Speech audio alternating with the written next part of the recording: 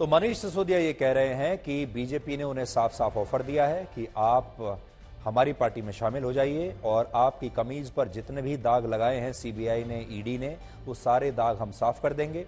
और मनीष सिसोदिया हंसते हंसते बड़े प्यार से ये भी कह रहे हैं कि बीजेपी जितने भी दागी नेताओं को अपनी पार्टी में शामिल करती है, उनकी तमाम उन नेताओं की बिल्कुल ड्राई क्लीनिंग हो जाती है, उनकी कमीजें एकदम साफ हो जाती हैं और सारे दाग उनके हटा दिए जाते हैं। और यही इशारा वो अब अपने लिए कर रहे हैं। अरविंद केजरीवाल का कहना है कि मनीष सिसोदिया कट्टर ईमानदार नेता हैं और अब तो न्यूयॉर्क टाइम्स ने भी उन्हें दुनिया का सर्वश्रेष्ठ शिक्षा मंत्री बता दिया है।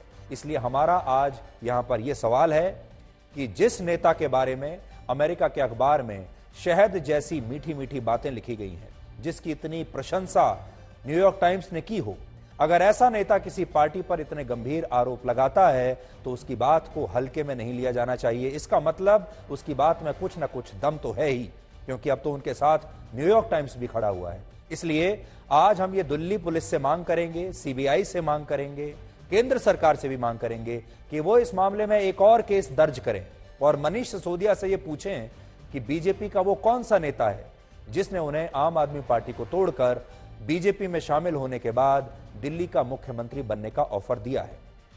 मनीष सिसोदिया खुद कह रहे हैं कि उनके पास इस बात के पर्याप्त सबूत हैं कि बीजेपी ने आम आदमी पार्टी को तोड़ने की कोशिश की है और वो ऐसा भी कह रहे हैं कि बीजेपी के कुछ लोग उनके पास ये संदेश लेकर आए थे। यानी अगर बीजेपी के कुछ नेताओं ने मिलकर उनसे ये बात कही थी तो इस मुलाकात के प्रमाण तो जरूर होंगे।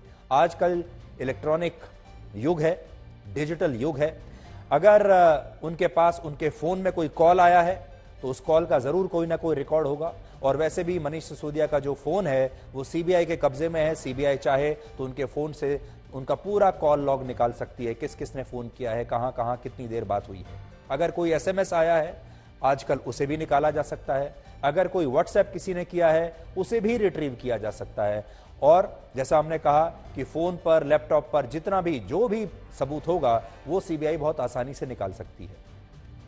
तो ये तो तब हुआ कि अगर फोन पर किसी ने ये ऑफर दिया है, मैसेज के जरिए किसी ने ये ऑफर दिया है, क्योंकि आजकल का जमाना सीसीटीवी कैमरों का जमाना है। दूसरा ऑप्शन ये हो सकता है कि कोई नेता मनीष सिसोदिया से मिलकर आया हो और मिलकर ये ऑफर दिया हो। तो ऐसे में सीसीटीवी कैमरे में जरूर उस नेता की फोटो होगी, क्योंकि केजरीवाल खुद ये कहते हैं कि उन्होंने दिल्ली के कोने कोने में सीसीटीवी कैमरे लगवा रखे हैं। ऐसे में अगर बीजेपी का कोई नेता मनीष सिसोदिया से मिला और उसने ऐसा कोई ऑफर दिया है तो इन तमाम सीसीटीवी कैमरों में इस मुलाकात की तस्वीर तो जरूर रिकॉर्ड हो गई होगी। दूसरी बात, ये सीसीटीवी कैमरे अरविंद केजरीवाल की सरकार ने स्वयं लगाए हैं, इसलिए वो इन पर पूरा भरोसा कर सकती है। और हमें लगता है कि इस मामले में दिल्ली पुलिस को जरा भी देर नहीं करनी चाहिए और मनीष सिसोदिया से सबूत लेकर तुरंत जांच शुरू करनी चाहिए और फिर पूरी दुनिया को यह बताना चाहिए कि बीजेपी का वो कौन सा नेता है जो ये ऑफर लेकर मनीष सिसोदिया के पास गया था और मनीष सिसोदिया के पास ये बात साबित करने के लिए आखिर कौन सा सबूत है, पूरा देश जानना चाहेगा। हालांकि मनीष सिसोदिया का कहना है कि बीजेपी ने उन्हें झुकाने के लिए कोशिश तो बहुत की, लेकिन वो कोई छोटे मोटे आदमी नहीं है। वो महाराणा प्रताप के वंशज हैं और राजपूत हैं, इसलिए वो अपना सिर कटा लेंगे लेकिन झुकेंगे नहीं और झुकना उनके खून में ही नहीं है। ये बात बिल्कुल सही है कि मेवाड़ के राजा और महान योद्धा महाराणा प्रताप सिसोदिया राजवंश के शासक थे और उनका जन्म राजस्थान के कुंभलगढ़ में 9 मई 1540 को हुआ था और उनके पिता महाराणा उदय सिंह सिसोदिया राजवंश के 12वें हिंदू सम्राट थे। इसके अलावा यह बात भी सही है कि महाराणा प्रताप बहुत शक्तिशाली थे और वो अपने जीवन में किसी के सामने झुके नहीं। जब हल्दी घाटी का युद्ध लड़ा गया तब मुगल शासक अकबर के पास 80,000 से ज्यादा सैनिकों की फौज थी, जबकि ऐसा कहा जाता है कि महाराणा प्रताप केवल 3 से 5,000 सैनिकों के साथ युद्ध के मैदान में थे। लेकिन इसके बावजूद इस युद्ध में अकबर की सेना महाराणा प्रताप को हरा नहीं पाई। तो ये दोनों बातें बिल्कुल सही हैं कि महाराणा प्रताप सिसोदिया राजवंश के शासक थे और बहुत बहादुर थे। लेकिन मनीष सिसोदिया ने जो बात नहीं बताई वो ये कि महाराणा प्रताप के पूरे जीवन काल में ऐसी कोई घटना नहीं हुई जिससे उन पर कभी कोई भ्रष्टाचार का सवाल उठा हो। वो निष्पक्ष, ईमानदार और बहादुर शासक थे।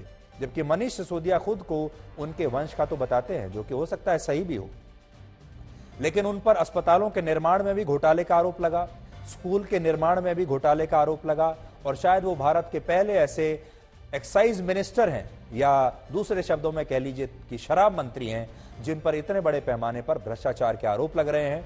इसलिए हमें लगता है कि ऐसे मामलों में इतने महान योद्धा का नाम घसीटना मनीष सिसोदिया के लिए उचित नहीं था। बिना महाराणा प्रताप का नाम लिए भी काम चल सकता था। ये असल में इसकी कोई आवश्यकता नहीं थी।